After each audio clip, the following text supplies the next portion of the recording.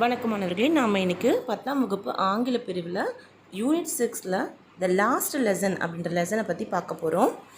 இந்த லெசனை எழுதினது அல்ஃபோன்ஸ் டாடே அப்படின்றவர் தான். இவர் 1840 1897 ஆகிய காலகட்டங்களில் வாழ்ந்திருக்காரு. இவர் ஒரு ஃப்ரெஞ்ச் நாவலிஸ்ட். அது மட்டும் இல்லாமல் நிறைய ஷார்ட் ஸ்டோரிஸ் எழுதியிருக்காரு. ஃப்ராங்கோ ப்ரூஷியன் வார் அதுன்றது 1870 1871 நடந்தது. இந்த காலகட்டத்தில் பற்றிய பதிவை தான் இந்த பாடத்தில் நமக்கு அல்ஃபோன்ஸ் டாடெட் குறிப்பிட்டிருக்காரு. இப்போ நம்ம பாடத்துக்குள்ளே போகலாம் மாணவர்களே. This lesson is set in the days of France and Prussian war. France was ruled by Bismarck.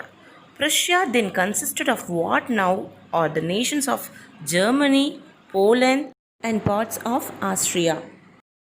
The Prussians defeated the French, and the districts of Alsace and Lorraine fell into the hands of the Prussians. The oppressors not only wanted the territory but dominated over the language and cultures of the Germans. Thus, to take away their identity, read the lessons to find out what impact this had on life at school. லெசனில் சொல்ல வர்றது ஃப்ரான்ஸுக்கும் ப்ரூஷியனுக்கும் நான் அந்த வாரை பற்றி தான். அதில் அப்போதைய ஃப்ரான்ஸை பிஸ்மார்க்ன்றவர் தான் ஆட்சி பண்ணிகிட்டு இருந்திருக்காரு.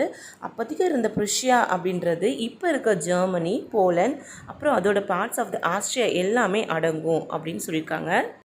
ப்ரூஷியன்ஸ் ஃப்ரெஞ்சோடைய டிஸ்ட்ரிக்ஸான அல்சாஸ் அப்புறம் லொரைன் இந்த 2 பகுதிகளையுமே கைப்பற்றதோடு மட்டும் இல்லாமல் அவங்களோட ஐடென்டிட்டியே கலைக்கணும், அதாவது அவங்களோட லாங்குவேஜ், அவங்களுடைய கல்ச்சர் எல்லாத்தையுமே மாற்றணும் அப்படின்றதுல ரொம்ப அடக்குமுறையை கையாண்டாங்க அப்படின்னு குறிப்பிட்டிருக்காங்க. இந்த பேராகிராஃபில் நமக்கு தெரியாத வார்த்தைகள் அப்படின்னு பார்க்கும்போது, ரூல்டு அப்படின்னா ஆட்சி செய்தல், ஒரு நாட்டை ஆள்றது அப்படின்னு அர்த்தம். கன்சிஸ்டட் அப்படின்னா அந்த நாட்டுக்கு உள்ளடங்கி இருக்க பகுதிகள் அப்படின்னு அர்த்தம். டெஃபீட்டட் அப்படின்னா தோற்கடிக்கப்பட்டுச்சு அப்படின்னு அர்த்தம். ஃபெல் இன்டு ஹேண்ட்ஸ் அப்படின்னா இன்னொருத்தங்க கைக்கு இது மாற்றம் அடைந்துடுச்சு அப்படின்னு அர்த்தம். அப்ரஸர்ஸ் அப்படின்னு சொன்னால் அடக்குமுறையை கையாளுதல் அப்படின்னு அர்த்தம். டெரிட்டரி அப்படின் போது அது பிரதேசம் அப்படின்னு குறிக்குது. டாமினேட்டட் அப்படின்னா ஆதிக்கம் செலுத்துறதை குறிக்குது. அது மட்டும் இல்லாமல் ஐடென்டிட்டி அப்படின்றது அவங்களுடைய அடையாளம் அப்படின்றத குறிக்கிறது. இந்த வார் நடந்ததுனால ஒரு ஸ்கூலோட லைஃப்பில் என்னென்ன மாற்றம் ஏற்படுது அப்படின்னு சொல்கிறது தான் இந்த லெசனோட இருக்கிறது. இந்த லெசனில் ஐன்னு அவங்க மென்ஷன் பண்ணிக்கிறது ஒரு மாணவனான ஃப்ரான்ஸ் அப்படின்றவர் தான். அந்த மாணவனுடைய ஃபீலிங்ஸை இங்கே கொடுத்துருக்காங்க. நான் அங்கே லெசனுக்குள்ளே போகலாம். I started for a school very late that morning and was in great dread of scolding, especially because Mr. Hamel had said that he would question us on participles, and I did not know the first word about them. France காலையில் ஸ்கூலுக்கு ரொம்ப லேட்டாகவும் ரொம்ப கவலையாகவும் போயிட்டுருக்காரு. அதுக்கு காரணம் என்ன அப்படின்னு பார்க்கும்போது, அவருடைய மாஸ்டர் மிஸ்டர் ஹேமல் அப்படின்றவர் இன்றைக்கி பார்ட்டிசிபிள்ஸில் கொஸ்டின் கேட்பேன் அப்படின்னு சொல்லியிருக்காரு. அவர் ரொம்ப திட்டுவாருன்ற பயத்தினால இவர் ரொம்ப கவலையாக போயிட்டுருக்காரு. ஏன் அப்படின்னா ஃப்ரான்ஸுக்கு அந்த பார்ட்டிசிபிள்ஸ் சம்மந்தமாக ஒன்றுமே தெரியாது. அடுத்த வரிகள், for a moment I thought of running away and spending the day out of doors. It was so warm, so bright. ஒரு நிமிஷம் ஃப்ரான்ஸுக்கு நம்ம ஸ்கூலுக்கு போகாமல் நம்ம ஜாலியாக வெளியில் எங்கேயாவது போகலாமா? ஏன்னா அவர் கடந்து வந்த அந்த கார்டன் ரொம்ப வார்மாகவும் பிரைட்டாகவும் இருந்துச்சு. The birds were chirping at the edge of the woods, and in the open field back of the sawmill the Prussian soldiers were drilling.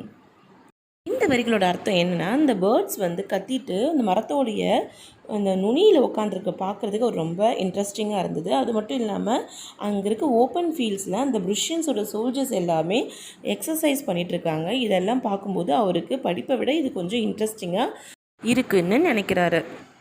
It was all much more tempting than the rules for participants, but I had the strength to resist and hurried off to school. பார்ட்டிசிபிள்ஸோட ரூல்ஸை விட இந்த மாதிரி விஷயங்கள் இவருக்கு ரொம்ப டெம்ப்டாகவே இருந்திருக்கு. ஆனாலும் தன்னோட மனசை மாற்றிக்கிட்டு வேகமாக ஸ்கூலுக்கு கிளம்பி போயிட்டே இருக்காரு. அடுத்த வரிகள், when I passed the town hall there was a crowd in front of the bulletin board. அவர் டவுன் ஹால் கிட்ட கடக்கும்போது அங்கே ஒரு க்ரௌடு நின்றுக்கிட்டு எல்லாமே என்ன பண்ணுறாங்கன்னா புல்லட்டின் போர்டில் பார்த்துட்ருக்காங்க. புல்லட்டின் போர்டு அப்படின்னு சொன்னால் ஒரு அறிவிப்பு பலகை. அடுத்த வரிகள், for the last 2 years all our bad news had come from there, the last battles, the draft, the orders of the commanding officer, and I thought to myself, without stopping, what can be the matter now? கடந்த 2 வருடமாகவே இந்த bulletin போர்டில் வர விஷயங்கள் எல்லாமே இவங்க நாட்டு மக்களுக்கு ஒரு பெருத்த சோகத்தை தான் கொடுத்துருக்குது. அதாவது தோல்வியுற்ற போர்களை பற்றியோ அல்லது அடுத்து வரப்போகிற போர்களுக்கான டிராஃப்டாகவோ, அது மட்டும் இல்லாமல் அந்த கமாண்டிங் ஆர்டர்ஸோட ஆஃபீஸராக இருக்காங்களே அவங்களுடைய ஆர்டர்ஸாகவோ இது இருந்திருக்கு அப்படின்னு நினச்சிக்கிட்டே இவர் என்னவா இருக்கும் யோசிச்சுக்கிட்டே நிற்காமல் வேகமாக போயிடுறாரு. Then, as I hurried by as fast as I could go, the blacksmith, washer, who was there with his apprentice, reading the bulletin, called after me, "Don't go fast, pup. You will get to your school in plenty of time." France வேகமாக போயிட்டுருக்கும்போது அந்த bulletin card கிட்ட நின்றுட்டு வேடிக்கை பார்த்துட்டு இருந்த blacksmith, வாஸ்டர் அப்படின்னா பார்வையாளர்கள், அங்கே நின்று அதை படிச்சுட்டு இருந்தவங்க. பிளாக்ஸ்மித் அப்படின்றவர் ஒரு கொல்லர். இவங்க எல்லாருமே இவங்களோட அப்பன்டீஸ், அதாவது அவங்களோட வேலையாட்கள் எல்லாருமே சேர்ந்து பார்த்துட்ருக்காங்க. அதில் அவங்க ஒருத்தவங்க கூப்பிட்டு இவர்கிட்ட என்ன சொல்கிறாங்கன்னா, "டோன்ட் கோ ஃபாஸ்ட்" அப்படின்னு சொல்கிறாங்க. அதாவது நீ ஏன் இவ்வளோ வேகமாக போகிற, ஸ்கூலுக்கு இன்னும் நிறைய நேரம் இருக்குது அப்படின்னு சொல்கிறாங்க. I thought he was making fun of me and reached Mr. Hamel's little garden all out of breath. அதை கேட்டது ஃப்ரான்ஸ் என்ன நினைக்கிறான்னா, இவங்க நம்மளை ஜோக் பண்ணுறாங்க, நம்ம வேகமாக போகணும் அப்படின்னு சொல்லிட்டு வேகமாக ஹேமல்ஸோட லிட்டில் கார்டனுக்குள்ளே வேகமாக மூச்சு அடிக்க போயிடுறாரு. Usually when school began, there was a great puzzle which could be heard out in the street, the opening and closing of desks, lessons repeated in unison, very loud, with our hands over our ears to understand better, and the teacher's great ruler rapping on the table.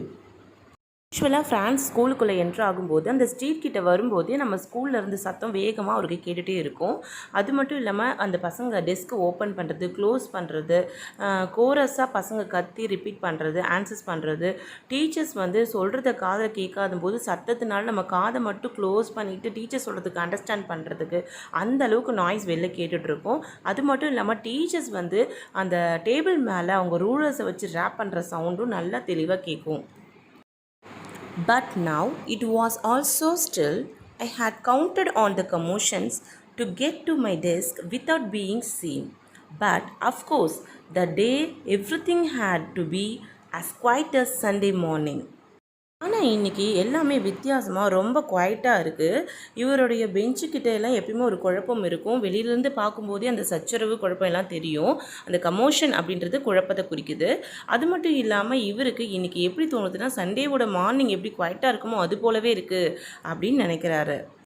Through the window, I saw my classmates already in their places and Mr. Hamel walking up and down with his terrible iron ruler under his arm. Window வழியாக France அவங்களோட கிளாஸ்மேட்ஸை பார்க்குறாரு. அப்போ எல்லா கிளாஸ்மேட்ஸும் அவங்கவுங்க பிளேஸில் கரெக்டாக உட்காந்துருக்காங்க.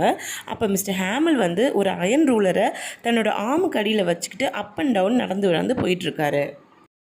I had to open the door and go in before everybody. You can imagine how I blushed and how frightened I was. எப்போதுமே கிளாஸை சத்தம் அதிகமாக இருக்கும்போது, குழப்பமாக இருக்கும்போது இவர் வேகமாக உள்ளே போயிடுவார். ஆனால் இன்றைக்கி ரொம்ப நிசப்தமாக இருக்கிறதுனால எப்படி உள்ளே போகிறதுன்னு தெரியாமல் ரொம்ப பயந்துட்டுருக்காரு. But nothing happened. Mr. Hamel saw me and said very kindly, "Go to your place quickly, little friends. We were beginning without you." ஆனால் ஃப்ரான்ஸ் பயந்த மாதிரி எதுவுமே நடக்கலை. ஹேசல் என்ன பண்ணாருன்னா, இவர் வேகமாக போய் உட்காருன்னு சொல்லிட்டு அன்பாக சொல்கிறாரு. "நீ இல்லாமலே இன்றைக்கி நாங்கள் கிளாஸ் ஸ்டார்ட் பண்ணிட்டோம்" அப்படின்னும் சொன்னார். I jumped over the bench and sat down at my desk. Not till then, when I had got a little over my fright, did I see that our teacher had on his beautiful green coat, his frilled shirt, and the little black silk cap, all the embroidered, that he never wore except on inspection and prize days. France வேகமாக jump பண்ணி தன்னோட பெஞ்சில் உட்காந்துட்ட பிறகு mister ஹேஸலை பார்க்குறாரு. எப்போதுமே இல்லாமல் அதிசயமாக இன்றைக்கி வந்து ஒரு பியூட்டிஃபுல்லான ஒரு க்ரீன் கோட் போட்டுக்கிட்டு ஃப்ரில் வச்ச ஷர்ட்டு, அது மட்டும் இல்லாமல் லிட்டிலாக ஒரு பிளாக் கலரில் சில்க் கேப் ஒன்று போட்டுட்ருக்காரு. அது ஃபுல்லாக எம்ப்ராய்டர் பண்ணியிருக்கு. அவர் எப்போதுமே இந்த மாதிரி காஸ்டியூம்ஸ் எப்போ போடுவார் அப்படின்னா இன்ஸ்பெக்ஷன்ஸ் வர டேஸ்லையோ அல்லது ப்ரைஸ் கொடுக்குற டிஸ்ட்ரிபியூஷன் பண்ணுற டேஸ்லையோ மட்டும்தான் அது மாதிரி போடுவார் அப்படின்னு நினச்சிக்கிட்டே ஃப்ரான்ஸ் அவரையே பார்த்துட்ருக்காரு. Besides, the whole school seemed so strange and solemn.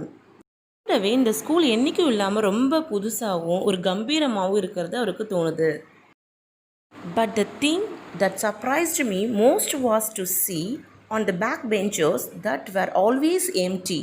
The village people sitting quietly like ourselves, old Hazard with his three-cornered hat, the former mayor, the former postmaster, and several others besides. எல்லாத்த விடவும் ஃப்ரான்ஸ்க்கு ரொம்ப ஆச்சரியமாக இருந்தது என்னென்னா, அவருடைய கிளாஸில் கடைசி benches எப்போதுமே காலியாக இருக்கும். ஆனால் அன்றைக்கி ஊர்லேருந்து சில பெரியவங்க எல்லாம் வந்து உட்காந்துட்டு இருந்தாங்க. அதில் குறிப்பிடத்தக்கது 3 கார்னர் வச்சு போடுற ஹாசர், அதுக்கப்புறம் முன்னால் இருந்த போஸ்ட் மாஸ்டர், அப்புறம் முன்னால் இருந்த மேயர், இவங்கெல்லாம் குறிப்பிட்ட மாதிரி உட்காந்துட்டு இருந்தாங்க. Everybody looked sad and Hauser had brought an old primer, tumbed at the edges, and he held it open on his knees with his great spectacles lying across the pages. அவங்க எல்லாருமே ரொம்ப சோகமாக இருந்தாங்க. அதுலேயும் இந்த ஹாசர் அப்படின்றவர் வந்து ப்ரைமர், ஓல்டு ப்ரைமர் அப்படின்னா ஒரு தொடக்க நிலை கிராமர் புக் மாதிரின்னு சொல்லலாம். ஸோ அந்த மாதிரி ஒரு புக்கு எடுத்துகிட்டு வந்திருக்காரு. அது ரொம்ப படித்து பழைய புக்காக இருந்ததுனால அந்த கார்னர்ஸ்லாம் ரொம்ப கிழிஞ்சிருக்கு. அதை தன்னோட முட்டிக்கு மேலே வச்சு அந்த பேஜஸ் ஓப்பன் பண்ணி வச்சு அந்த பேஜஸ்க்கு மேலே தன்னுடைய கண்ணாடியை வச்சுட்டு அவர் கிளாஸை கவனிச்சிட்ருக்காரு. சரி மாணவர்களே, இதுக்கடுத்து இந்த வகுப்பில் என்னென்ன நடந்தது, அதுக்கப்புறம் என்னென்ன ஆச்சரியங்கள் காத்துட்டு இருந்துச்சு அப்படின்னு சொல்லிட்டு இந்த பாடத்தை மீண்டும் பார்க்கணுன்னா அடுத்த பதிவில் நம்ம பார்ப்போம். இது போன்ற தகவல் உங்களுக்கு பிடிச்சிருக்கு அப்படின்னு சொன்னால் நம்ம ஹேமாலயாஸ் சேனலை சப்ஸ்கிரைப் பண்ணுங்கள், லைக் அண்ட் ஷேர் பண்ணுங்கள், மறக்காமல் ஆல்ன்ற பட்டனை கிளிக் பண்ணுங்கள். தேங்க்யூ.